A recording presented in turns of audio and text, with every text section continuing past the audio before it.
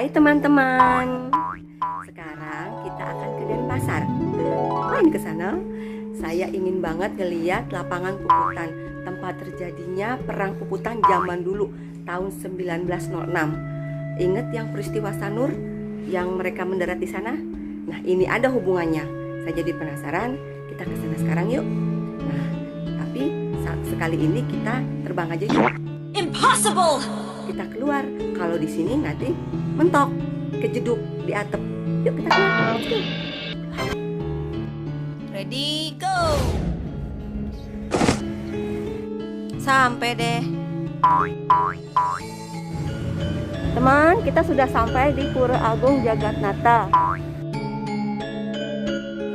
Pura ini merupakan pura terbesar di Denpasar. Lapangan puputan yang kita tuju ada di depan Pura Jagatnata, teman-teman. Tapi saat perang dulu, pura ini belum ada. Pura ini dibangun tahun 1968. Puputan yang dalam bahasa Bali berarti pertempuran habis-habisan. Nah, salah satunya itu terjadi pada 20 September 1906 antara Belanda dengan Kerajaan Badung. Makanya disebut Perang Puputan Badung. Teman-teman, disinilah lokasi Perang Puputan Badung.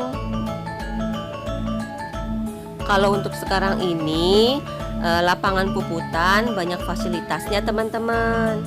Dari mulai ada taman bermain untuk anak, bangku-bangku taman untuk orang-orang duduk, terus kemudian area bermain skateboard, sepatu roda, jogging track, tempat fitness, juga ada pementasan seni di selatan. Tuh. Nah, kalau datangnya lebih awal, pagi jam 9, bisa juga mengunjungi Museum Bali. Kita kembali ke sejarahnya ya, teman-teman. Sambil bercerita, kita telusuri ya jogging tracknya. Perang Puputan bermula dari kandasnya kapal berbendera Belanda milik Kwitek Chiang. Nah, nama kapalnya itu Sri Kumala di Pantai Sanur pada malam hari tanggal 27 Mei sampai tanggal 28 Mei 1904. Nah, atas kandasnya kapal itu, Belanda menuduh penduduk desa di sekitar pantai itu menjarah muatan kapal. Oh no! Terus, dengan alasan penjarahan kapal, pemerintah kolonial Belanda menuntut Raja Badung untuk membayar 3.000 ringgit. Tapi Raja Badung menolak karena Raja Badung meyakini apa yang dilakukan tidaklah melanggar aturan. Singkat cerita, penolakan Raja Badung segera dijawab dengan aksi militer. Tak bisa dipungkiri bahwa peristiwa Sri Kumala itu hanya sekedar alasan untuk melancarkan ekspedisi militer terhadap Badung. Tujuan Belanda sebenarnya adalah mewujudkan kekuasaan tertinggi atas semua daerah yang menolak tunduk untuk melaksanakan kebijakan Belanda, yaitu Pax Neerlandica. Kendati demikian, sebelum melakukan aksi militer, Gubernur Jenderal Hindia Belanda, Johannes Benedictus van Hoots, mengirimi surat terlebih dahulu kepada Menteri Jajahan pada Oktober 1905. Isi surat itu tak lain hanya untuk meyakinkan sang menteri bahwa Raja Badung perlu menyadari pemerintah Hindia Belanda adalah penguasa sesungguhnya yang harus dipatuhi. Kemudian, pasukan Belanda yang telah tiba di Bali pada 20 September 1906 segera melakukan aksi militernya. Belanda dengan peralatan perang modern segera memborbardir daerah kekuasaan Kerajaan Badung sejak pagi-pagi buta. Mereka melontarkan bom-bom lewat kapal perangnya dan berjatuhan dari langit dan dasar. Alhasil, istana, puri-puri, hingga rumah warga ikut terbakar. Oleh sebab itu, serdadu Belanda dengan cepat dapat memasuki wilayah kerajaan. Lantas, dalam kondisi terdesak, Raja kemudian memutuskan untuk segera melawan. Sebab untuk terus bertahan sudah tidak mungkin lagi dilakukan. Artinya, Puputan menjadi pilihan satu-satunya. Teman-teman, ada seorang saksi mata yang merupakan seorang turis kaya. Dia mendapat izin untuk mengikuti ekspedisi Belanda di Bali. Beliau mengatakan, pada tanggal 20 September 1906 pagi, di halaman depan Puri Denpasar, nampak pemandangan yang sangat mengesankan. Digambarkan, mulai dari raja, permaisuri, para pangeran, pelayan, pendeta, dan seluruh warga kerajaan memakai pakaian serba putih yang dilengkapi keris sebagai senjata. Kelihatan orang-orang terkemuka kumpul untuk mengakhiri nyawanya di hadapan pasukan Belanda. Raja dengan pangeran dan para pengikutnya mengenakan busana yang serba indah, bersenjatakan keris yang hulunya terbuat dari emas berwarna merah atau hitam. Rambut mereka diatur rapi, berminyak wangi.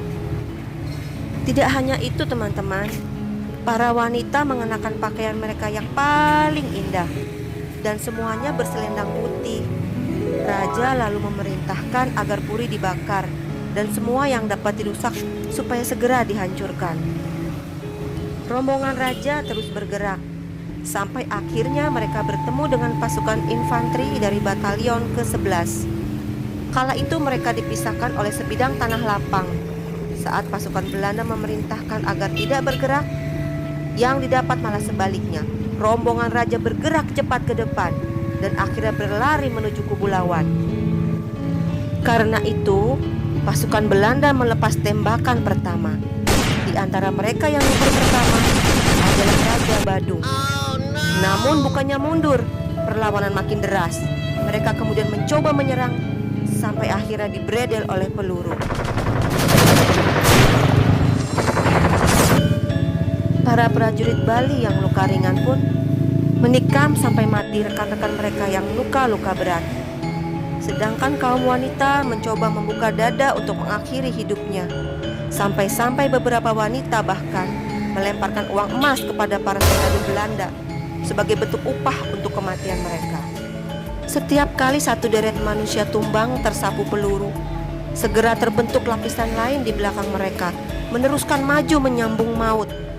Dirinya juga menceritakan seorang pendeta mencoba merapal doa sembari melompat ke kiri dan ke kanan dan menusukkan kerisnya ke tubuh rekan mereka yang sekarat. Hal ini disinyalir untuk memastikan agar nyawa rekan-rekannya benar lepas dari raganya. Teman-teman, peristiwa puputan hanya berlangsung selama 1 jam, yaitu jam 11 hingga 12 siang. Setelah itu, keadaan menjadi sunyi sepi dengan timbunan mayat yang menggunung di lapangan. Karena gugur di medan pertempuran, Sang Raja I Gusti Ngurah Made Agung memiliki gelar kehormatan, yaitu Ida Betara Cokorda Mantuk Ring Rana atau Raja yang gugur di medan laga. Kematian sebagai muara dari kesejatian jalan hidup. Mati bukanlah kesia-siaan, ataupun sebaliknya, tidak menyia-nyiakan kematian. Baginya lebih baik mati daripada hidup terjajah. Teman-teman, orang Bali mengenal tradisi puputan sebagai bentuk menjaga harga diri raja dan masyarakat Bali. Dan orang Bali percaya akan 3 hal tentang puputan. Pertama, nyawa seorang kesatria berada di ujung senjata. Kematian di medan pertempuran adalah kehormatan. Kedua, dalam mempertahankan kehormatan, tidak dikenal istilah menyerah kepada musuh. Nah, yang ketiga, merujuk ajaran Hindu, mereka yang mati dalam peperangan, maka roh mereka akan masuk surga. Begitulah teman-teman cerita tentang Perang Puputan Badung pada tahun 1906 yang dipimpin oleh Raja Badung ke-7, namanya I Gusti Ngurah Made Agung. Sedih sekali ya teman-teman membayangkan Perang Puputan Badung ini. Bayangkan, semuanya lo ikut perang, semuanya maju ke medan pertempuran, dan semuanya itu meninggal di sana. Ternyata ya teman-teman, ceritanya sungguh sedih ya. Saya aja nggak nyangka sampai sesedih itu. Beliau dan keluarganya adalah orang-orang terhormat yang tidak mau dijajah dan meninggikan martabat kerajaannya. Bener-bener deh teman-teman, terharu saya. Lapangan Puputan ini sebagai saksi sejarah peperangan pada tahun 1906 itu. Teman-teman, akan saya sertakan juga di sini ya gambarnya Raja Badung yang ketujuh. Ini dia teman-teman, Raja Badung yang ketujuh. Nah, kalau ini foto waktu Belanda sampai di Sanur.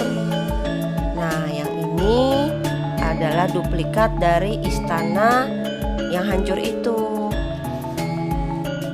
Sampai di sini dulu ya teman-teman. Jangan lupa ya subscribe, like, sama share ke semua sosial media yang kalian punya, supaya teman-teman yang lain tahu cerita ini. Ya teman-teman, bye.